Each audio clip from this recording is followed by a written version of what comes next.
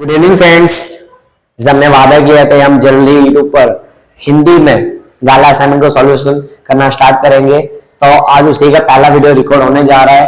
तो वीडियो को जल्दी जल्दी शेयर करो और कमेंट करो अगर वीडियो अच्छा लगता है पूरा देखने के बाद। ये जैसे कि आपको पता है ये जो नई पैटर्न है गुजरात बोर्ड की, उसके हिसाब से जैसे कि यहाँ लिखा हुआ है 30+70। ओके, तो इस परसेंटेज के हिसाब से इसमें दिया हुआ है, ठीक है ना। तो हम इसको आज सॉल्यूशन करना स्टार्ट करते हैं और देखते हैं किस तरह से आता है। तो सेक्शन ए हम first of all paper 1 gala assignment science में सेक्शन ए को हिंदी में ट्रांसलेट करना, साथ ही समझना भी स्टार्ट करते हैं कि साइंस बहुत इजी सब्जेक्ट होता है, अभी आपको समझ जाएगा, समझ में आ जाएगा, ठीक है ना। तो यहाँ पर जो लिखा हुआ है मुझे पता है आपको क्लियर नहीं दिखाई दे रहा होगा, बहुत गंदा दिखाई दे रहा होगा, मेरी राइटिंग गंदी इसलिए, बट मैं जो बोल रहा हूँ उस पर आप फोकस करो, मैं बोल कह रहा हूँ, ठीक है। तो पहला जो प्रश्न दिया गया है उसको लेते हैं। तो लिखा हुआ है यहाँ पर हल्दी जो क्षार है, हल्दी यानी समझते हो ना आप, हमने चैप्टर पढ़ा हुआ है एसिड बेस और लवण चैप्टर में, उसमें कुछ सूचक थे।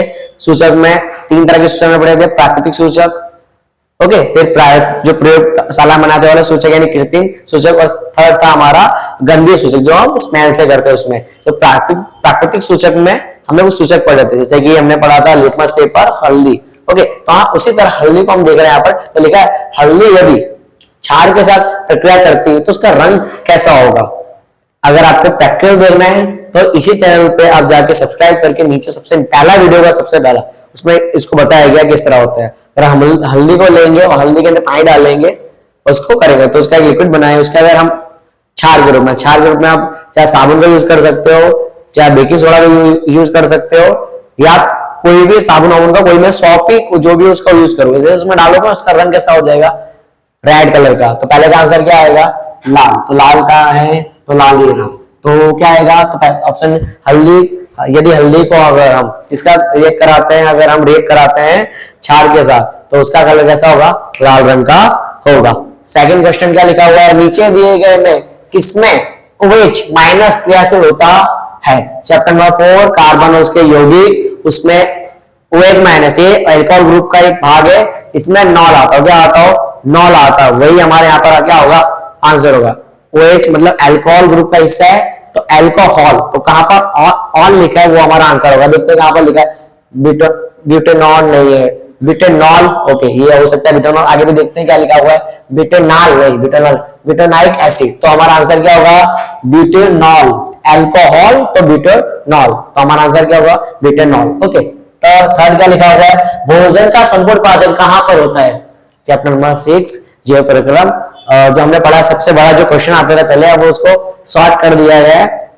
तो उसमें ऐसा लिखा है कि भोजन का संपूर्ण पाचन, संपूर्ण मतलब उसके बाद पूरे शरीर में जो भी उसका रस है शरीर के अंदर चले जाता है। जो हम खाते हैं, हमने स्टार्ट देखा होगा, हम मुंह में भोजन रखते हैं, मुंह से चबाते हैं वगैरह वगैरह करते हैं, नीचे पूरा सिस्टम चलता है, जैसे वो आमाशय में जाता है, फिर उसके बाद यकृत हुआ, अग्नाशय हुआ, उसमें जीव रस मतलब क्या है, पाचक रस छोड़ते हैं, उससे खाना थोड़ा थोड़ा टुकड़े में बढ़ता है, उसमें से कुछ जो पोषण उसको अवशोषित किया जाता है। तो लेकिन ये पूरी प्रोसेस खत्म कहाँ होती है, तो होती है छोटी आंत में। छोटी आंत में भोजन का संपूर्ण पाचन हो जाता है। बड़ी आंत में सिर्फ एक ही चीज होती है, बड़ी आंत सिर्फ पानी का अवशोषण करती है, शोषण करती है, ठीक है ना। तो आंसर संपूर्ण पाचन कहाँ होगा उसके बाद, तो छोटी आंत में क्या होता है, भोजन का संपूर्ण पाचन होता है। तो छोटी आंत कहाँ लिखा है, ये छोटी आंत। तो फोर्थ एमसीक्यू क्या है कि विद्युत प्रवाह का एसआई मात्रक क्या होता है। विद्युत प्रवाह का एसआई मात्रक क्या होता है, तो ऑप्शन नंबर ए लिखा है कॉलम यानी कूलम, फिर एम्पियर, फिर वोल्ट और लिखा है ओम। देखो कूलम तो किसका है, चार्ज का यानी आवेश का, एम्पियर किसका है, विद्युत प्रवाह का, है ना। आंद्रे एम्पियर ने एम्पियर की खोज से उनके नाम पे एम्पियर रखा गया, तो आंसर क्या आएगा, एम्पियर। कूलम आएगा तो आवेश का आएगा, लेकिन तो यहाँ पर आंसर क्या होगा, एम्पियर। ओम तो प्रतिरोध का है, ठीक है ना। तो आंसर हमारा क्या होगा, विद्युत प्रवाह का एसआई मात्रक क्या है, तो है एम्पियर। नीचे लिखा है शब्दकोश में दिए गए अक्षर को पढ़ने के लिए आप नीचे में से किस का प्रयोग करेगा। मतलब कोई शब्द लिखा हुआ है, छोटे छोटे अक्षर में लिखा हुआ है, तो वहां लिखा है अगर आपको उसको पढ़ना है तो आप किसका उपयोग करोगे। बिलोरी घास आपने देखा, बिलोरी घास में 2 तरह के होते हैं, एक छोटे को बड़ा दिखाता है, एक बड़े को छोटा दिखाता है। तो हमको करना है छोटे को बड़ा दिखाना है, तो छोटे को बड़ा दिखाना है हम किसका उपयोग करेंगे, तो कहां है हमारा, छोटे को बड़ा दिखाना है, छोटे को बड़ा, ये तो देखो देखिए, ये पहले इसको समझा दो। उत्तल लेंस क्या होता है? उत्तल लेंस क्या होता है? गाड़ी में जो साइड मिरर के रूप में यूज होता है क्या होता है? उत्तल लेंस होता है, जो बड़ी चीज को क्या दिखाता है? छोटा दिखाता है। तो हमको बड़ी चीज को छोटा थोड़ी दिखाना है, छोटी चीज को बड़ा दिखाना है, तो आंसर क्या आएगा? अवतल। कहां गया अवतल? अवतल लेंस। दर्पण नहीं आएगा, दर्पण नहीं आएगा, ठीक है ना। उसके बाद नहीं, मेरा आंसर गलत हो गया मेरे ख्याल से, और आंसर आएगा उत्तल लेंस। क्या आएगा? उत्तल लेंस आएगा। ओके। प्रेसबायोपिया की त्रुटि वाला व्यक्ति किस प्रकार के लेंस का प्रयोग करेगा? प्रेसबायोपिया का अर्थ क्या होता है? जिसको ना दूर का दिखाई देता है ना पास का दिखाई देता है, तो कैसे का उपयोग करेगा? उसको दूर का भी नहीं दिखाई दे रहा, पास का दिखाई रहा है, तो दोनों लेंस का उपयोग करेगा वो, चाहे वो उत्तल हो चाहे दर्पण हो, अच्छा उत्तल हो चाहे अवतल हो। तो क्या रहेगा? बायोफोकल। बायोफोकल यानी क्या होता है? ऊपर और नीचे दोनों तरह के लेंस लगे हुए होते हैं, ना बेलनाकार आएगा, ना उत्तल आएगा, ना अवतल आएगा। तो आंसर क्या आएगा हमारे यहाँ से? बायोफोकल लेंस आएगा। उसके बाद मैंने लिखा नहीं है, डायरेक्ट गुजराती में हिंदी में ट्रांसलेट कर देते, ठीक है।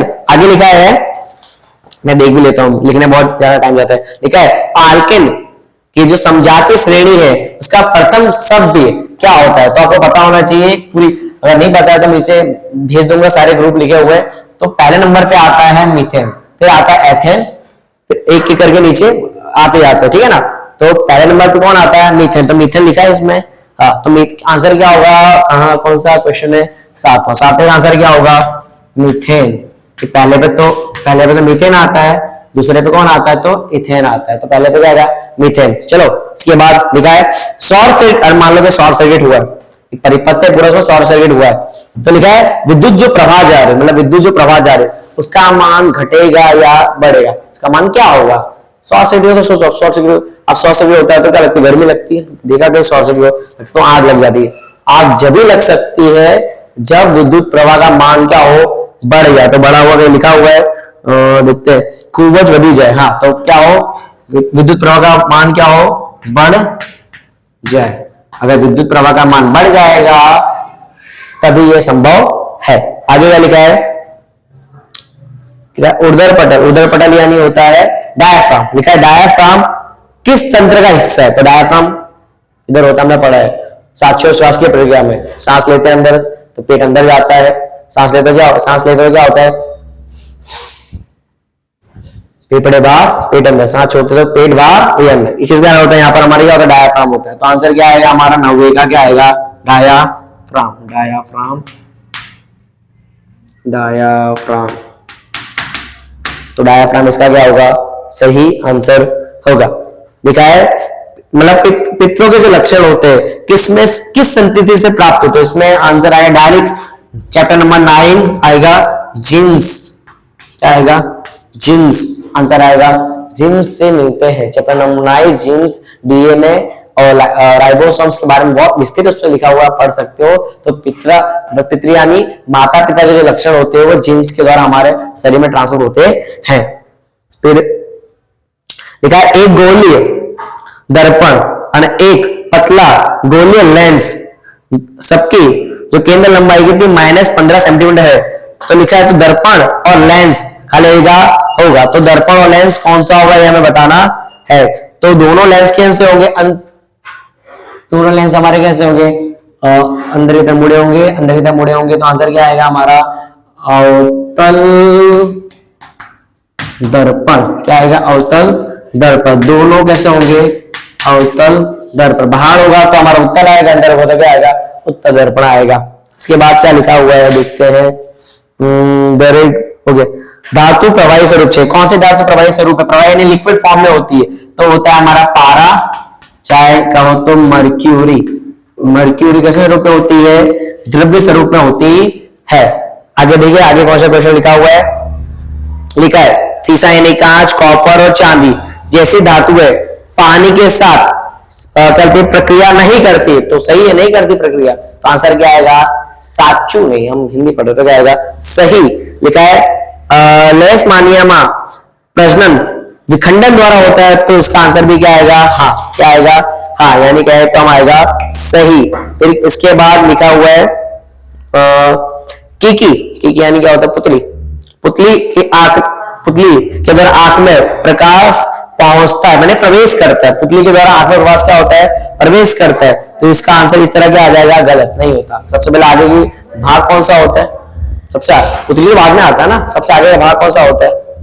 अगर देखना है तो यूट्यूब पे वीडियो है, देख सकते हो आगे का भाग कौन सा होता है। सबसे पीछे हमारा प्रतिबिंब कहाँ बनता है? तो कॉर्निया पे बनता है सबसे पीछे। तो आगे के बाद पुतली पे नहीं प्रवेश करता है प्रकाश। ओके, आगे लिखा हुआ है खट्टे दही में एसिडिक एसिड होता है? नहीं, एसिडिक एसिड नहीं होता। ठीक है ना, तो आंसर क्या आएगा? गलत। ओके, लिखा है कि रुधिर में शकरा यानी शकरा यानी शुगर की मात्रा को नियंत्रित करने के लिए कौन से अंतरस्राव यानी हार्मोन का उपयोग होता है? तो हमारा जो हार्मोन निकलता है अपना अग्नाशय से। उस हार्मोन अंतरस्राव का नाम है इंसुलिन। क्या नाम है? इंसुलिन। क्या नाम है? इंसुलिन। तो आंसर आएगा इंसुलिन। 17 नंबर का क्वेश्चन है इंसुलिन। लिखा है मेंडल ने चैप्टर नंबर 9 मेंडल ने प्रयोग किया था मटर का। लिखा है इसमें मेंडल ने प्रयोग किया मटर का।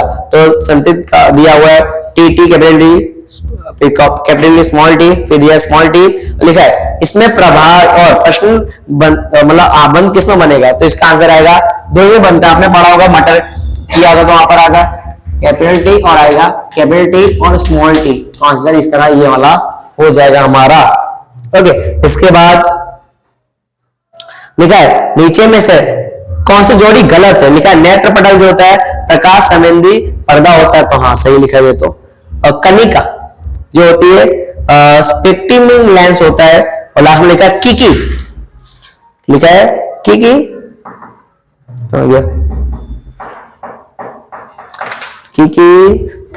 कनिका के द्वारा छिद्र के में प्रवेश करती है। तो मेरे ख्याल से इसमें आंसर आना चाहिए कनिका स्पेक्टिक लेंस नहीं होता है, उससे प्रवेश नहीं करता। लास्ट ओम का नियम बताओ। तो क्या ओम का नियम क्या होता है? तो R बराबर V अपॉन में I। ये किसका नियम होता है? ओम का नियम होता है।